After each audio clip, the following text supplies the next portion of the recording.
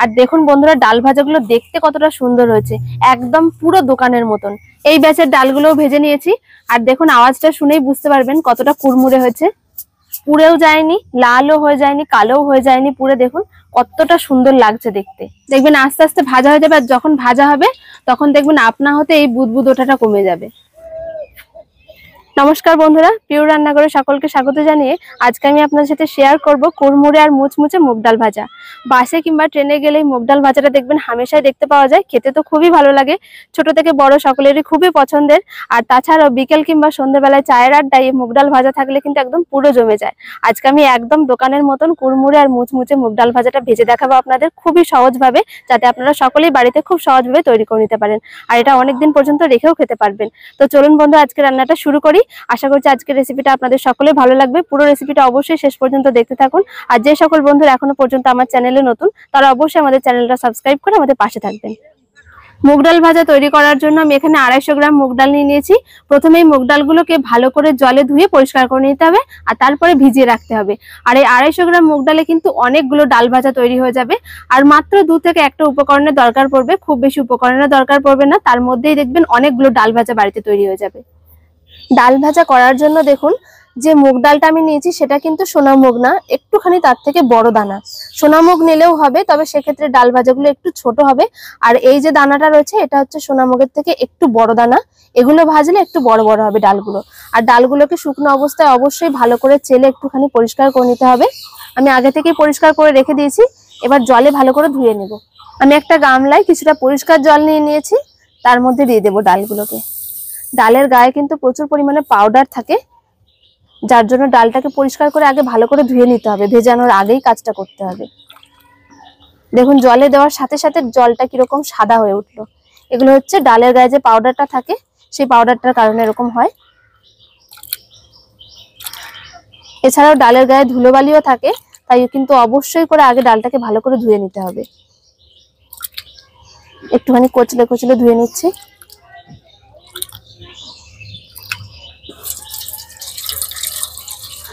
এইরকম ভাবে ডালটাকে 2 থেকে 3 বার একটুখানি পরিষ্কার করে ধুয়ে নিতে হবে।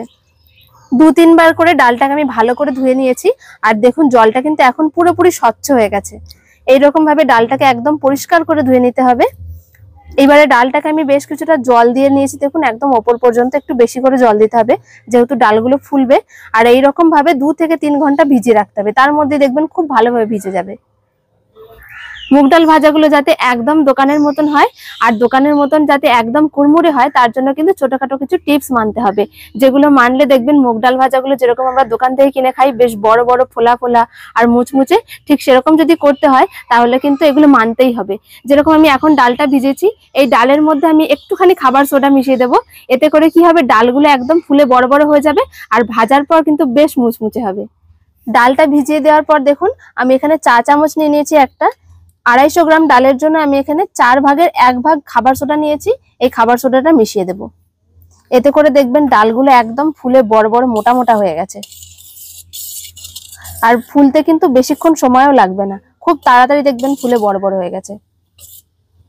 ব্যাস, এবার এইভাবে ঢেকে রেখে দিতে হবে 2 থেকে 3 ঘন্টার জন্য। 3 ঘন্টা মতন ভিজিয়ে রেখেছিলাম আমি ডালটাকে, আর তার মধ্যে কিন্তু ডালগুলো খুব সুন্দরভাবে ফুলে গেছে। এবার কি করতে হবে, ডাল থেকে জলটাকে পরিষ্কার করে ধুয়ে বের করে নিয়ে একদম ডালটাকে খুব ভালো করে একটু শুকিয়ে নিতে হবে। 3 ঘন্টা ভিজিয়ে রাখার ফলে দেখুন ডালগুলো ফুলে কত বড় বড় হয়ে গেছে, একদম মোটা মোটা। আর জলটা কিন্তু একদম পরিষ্কারই আছে। এইরকম ভাবে পরিষ্কার জলে ভিজিয়ে রাখবেন, তাহলে দেখবেন ধোয়ার পর শুধু ছেঁকে নিলেই মিটে যাবে। একটা গামলার ওপরে এরকম একটা ছিদ্রওয়ালা গামলা নিয়ে নিয়েছি, এর মধ্যে আমি ডালটাকে ছেঁকে ছেঁকে রেখে দেবো।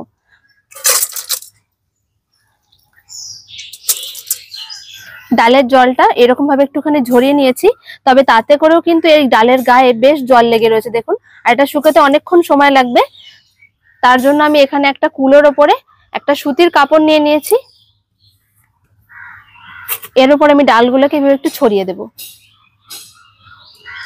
এরকম ভাবে ছড়িয়ে দিলে কি হবে, ডালের গায়ে যেটুকু জল লেগে রয়েছে সেটুকু কিন্তু খুব ভালোভাবে টেনে যাবে, আর তাড়াতাড়ি হয়ে যাবে কাজটা।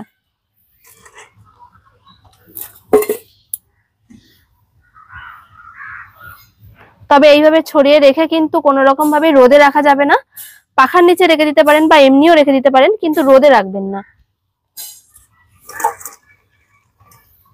আর মাঝে মাঝে একবার দুবার করে নেড়ে দেবেন, দেখবেন এমনি ডালটা খুব সুন্দরভাবে টেনে গেছে।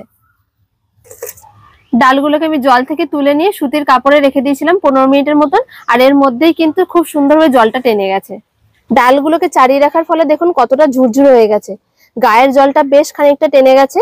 এইরকম ভাবে 10-15 মিনিট রাখলেই দেখবেন শুকিয়ে গেছে, খুব একটা বেশি সময়ও লাগবে না। এইবার আমি ডালগুলোকে আপনাদের ভেজেও দেখাবো, দেখুন কতটা ঝুরঝুরে হয়েছে। এবারে মুগ ডালগুলোকে ভেজে নেব, তার জন্য কড়াইয়ে তেল দিয়ে দেবো, আর তেলটাকে একটু মিডিয়াম করে গরম করতে হবে, খুব বেশি গরমও না আবার খুব কমও না।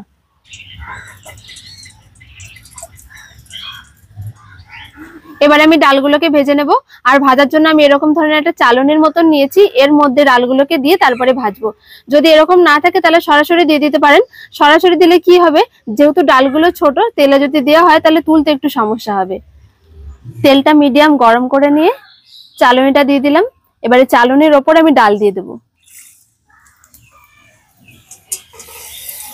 এইভাবে করে একটু নাড়াতে হবে, দেখবেন আস্তে আস্তে ভাজা হয়ে যাবে। আর যখন ভাজা হবে তখন দেখবেন আপনা হতে এই বুদবুদ ওঠাটা কমে যাবে।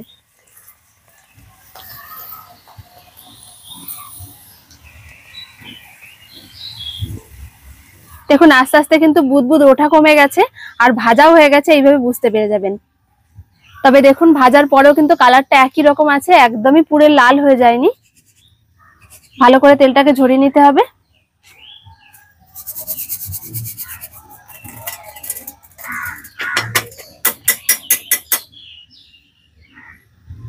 আরো একবার ভাজার জন্য আমি বসিয়ে দিলাম চালনিটা। আর ডাল কিন্তু একটুখানি বুঝে দিতে হবে, যেহেতু চালনিটার মধ্যে জায়গা একটুখানি কম, তাই একবারে বেশি ডাল দেওয়া যাবে না।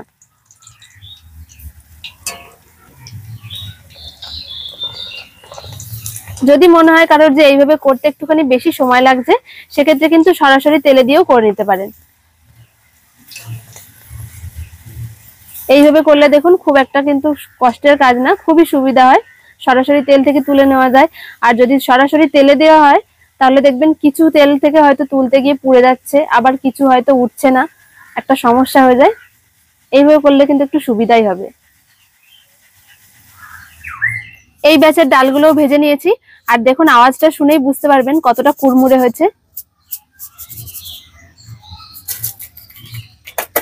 আর এই ডালগুলো যত ঠান্ডা হবে তত কিন্তু আরো বেশি মুচমুচে হবে। ডালগুলো ভাজতে কিন্তু খুব একটা বেশি সময় লাগছে না, খুব তাড়াতাড়ি ভাজা হয়ে যাচ্ছে।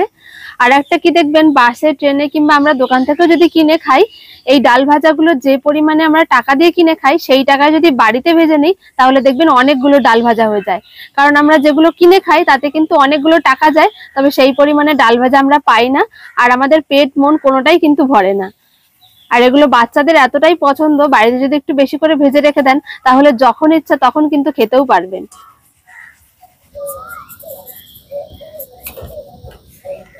এইভাবে ভেজে নামিয়ে রাখার পর একটুখানি চাড়িয়ে দিতে হবে, তাহলে তাড়াতাড়ি ঠান্ডা হয়ে যাবে আর তাড়াতাড়ি মুচমুচে হয়ে যাবে। কারণ যখন গরম অবস্থায় থাকে তখন কিন্তু একটুখানি নরম থাকে। সব ডালগুলো আমার ভেজে নেওয়া হয়ে গেছে, আর মাত্র 10 মিনিটের মধ্যে আমি ডালগুলো সব ভেজে ফেলেছি। খুব কম সময়ের মধ্যে অনেকগুলো ডাল ভাজা তৈরি হয়ে গেছে। সব ডালগুলো আমার ভেজে নেওয়া হয়ে গেছে, আর দেখুন বন্ধুরা ডাল ভাজাগুলো দেখতে কতটা সুন্দর হয়েছে, একদম পুরো দোকানের মতন। এর রং কিন্তু একই রকম, ঠিক যেরকম দোকানে পাওয়া যায়, পুড়েও যায়নি, লালও হয়ে যায়নি, কালোও হয়ে যায়নি, পুরো দেখুন কতটা সুন্দর লাগছে দেখতে। এই ডাল ভাজাগুলো যাতে অনেকদিন পর্যন্ত ভালো থাকে তার জন্য আমি এখানে একটা কাঁচের বয়াম নিয়ে নিয়েছি, চাইলে প্লাস্টিকের বয়ামও নিতে পারেন। তার মধ্যে আমি কিছুটা ডাল ভাজা তুলে রেখে দেবো, আর কিছুটার মধ্যে মশলা মেশাবো। যদি সঙ্গে সঙ্গে এখনই মশলা মিশিয়ে দেওয়া হয় তাহলে কিন্তু বেশি দিন ভালো থাকবে না, তাই বেশি পরিমাণে তুলে রেখে দিচ্ছি যাতে করে পরে খাওয়া যায়। আর অল্প কিছু পরিমাণে আমি মশলা মেশাবো।